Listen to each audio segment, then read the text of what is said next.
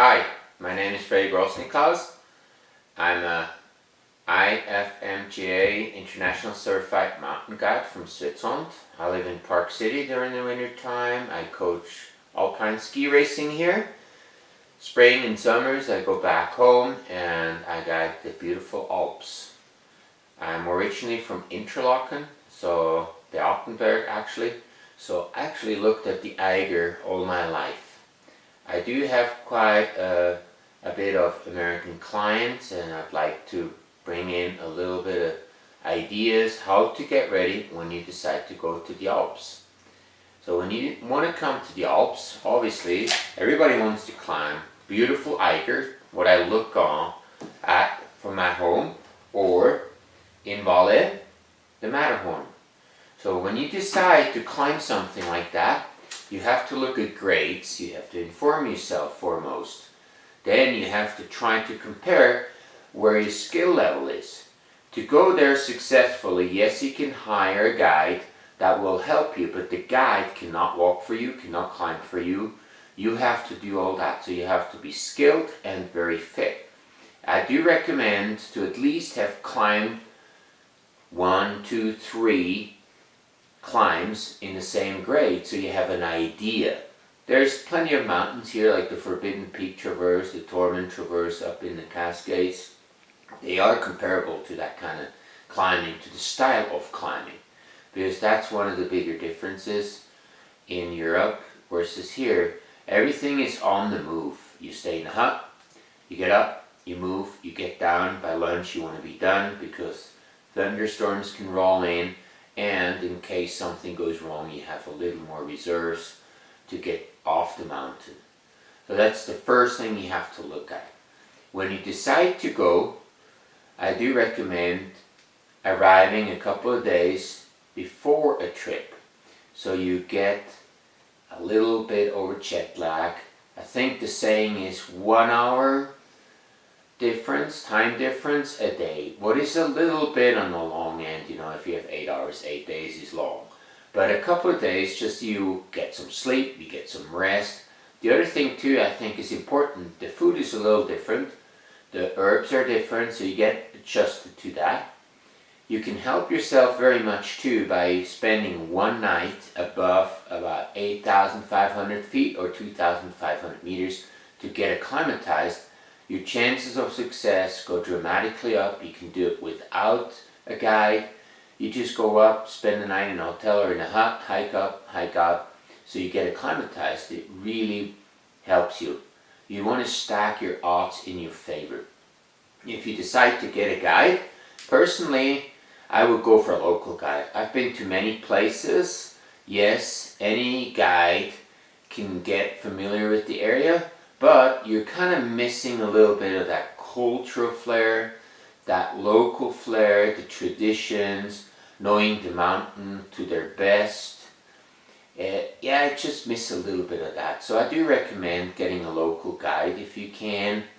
It's just nice to have a different language, get to know somebody. It could be very interesting. It's nice to talk to people who have a different life, a different language, and be involved in that culture. That's the door to it.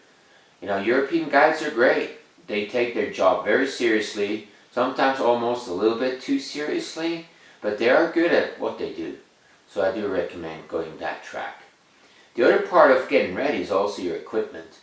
I am an ambassador for Outdoor Research. I'm very fortunate. They have great gear. I love their stuff. And here I'm going to try to tell you a little bit how I dress, what I bring with me. One thing I have to say before we even go into it, get that gear before you go to the trip. Try it out, wash it out, feel it, see if it works for you, if it's the right sizing, if it has enough pockets, the pockets where you want them. All those things, they do help, because then you just come in a trip really confident. You know everything works in your favor. Okay, here we go. So, first, you need to start with your base layer. I bring something breathable, base layer. Pants are really important. You are going in a warmer summer climate, So I bring lightweight pants, lots of pockets with some zippers so I can stow away my cell phone and wallet and so on. So lightweight pants. I don't bring necessarily long johns or even rain pants. If you go on Niagara or a Matterhorn, you just don't leave the hut in the morning when it's snowing or raining. That's a climb. You need dry rock, you don't go up there. So I don't even bring those things. And for a thunderstorm, those pants, they dry so quickly on me, it's really no big deal. So I just wear those. Up on the chest, I have a t-shirt on, something that is really highly breathable, that is nice. I have a long sleeve. I like the hoodie here, and this is all the Eco line. You know, it's very lightweight. It's super comfortable on the body. It doesn't make any noise, and it still gives you the proper warmth. So I do love their Eco line. So this is what I have on. Generally, I bring something like a deviator. So I put that on. It's highly breathable too. You know, it has some fabrics that are very stretchy. So I put that on when it's a little cooler. If it is not so cold, I have a wind shirt that is just pulling over, you know, has a hoodie again. I just pull that over, really lightweight, very comfortable. A very thin layer, but it protects me from the wind. Perfect to start off the morning, let's say on the Matterhorn, so you don't sweat from the get-go. I do bring a Gore-Tex jacket, but again here, you know, it's not like a winter storm jacket. It's a really lightweight, only a few pockets, and I only need it if there's a sprinkle coming, if it's colder, so it also helps to keep me warm. So the Realm is my favorite because it's very snug and very lightweight, you know, very little piece, very great. For the peak, I generally bring like a filament jacket. It has a hoodie, it's very lightweight, it packs down to nothing. Just when you take a break, you can throw that on, or when you get to the peak, it's windy, so you can add another layer to it that's down. So it's really lightweight and packs down to almost nothing. Of course, I have a hat that also fits nicely under a helmet. I usually wear I like trucker hats. I like this hat, it's highly breathable, as you can see here, good ventilation. I use that to approach the hut. For gloves, that's a very important piece. I have those very lightweight, they're vertical. Those I start usually off. I can climb really well, I have good feeling, a good touch with it. And I bring a second pair, always a second pair.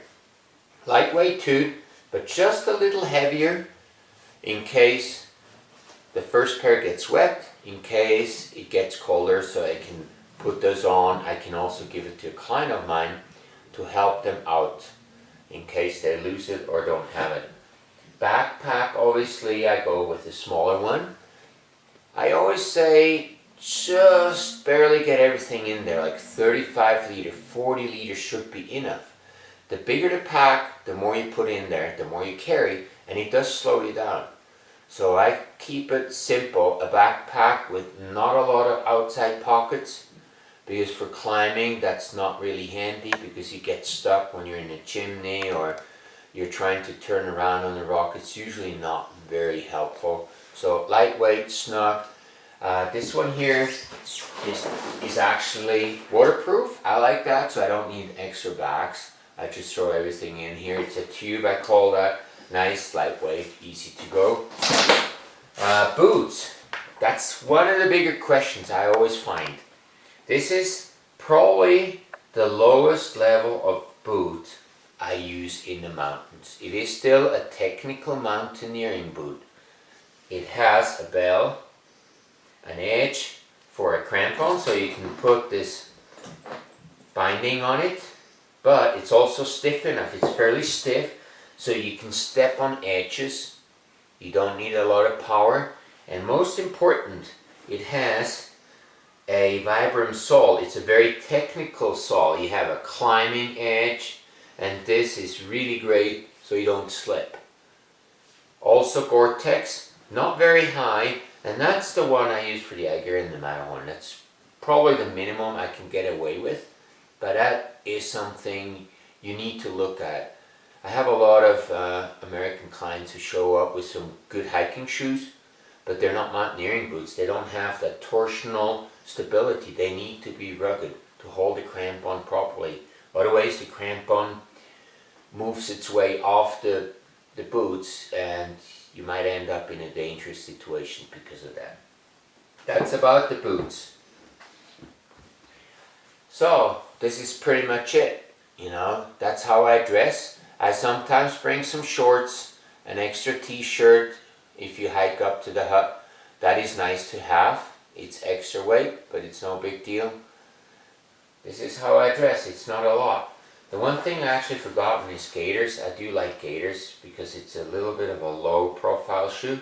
So I have no rocks or no snow, no ice working into my boots. Those are my favorites. They're really lightweight. I always have them with me. Put them on in the morning, take them off. This is really it. I hope I see you sometimes in the Alps, climbing some of those beautiful mountains. Otherwise, I'm sure those tips that do help you around here too. Thank you very much to Outdoor Research. See you. Thank you. Bye.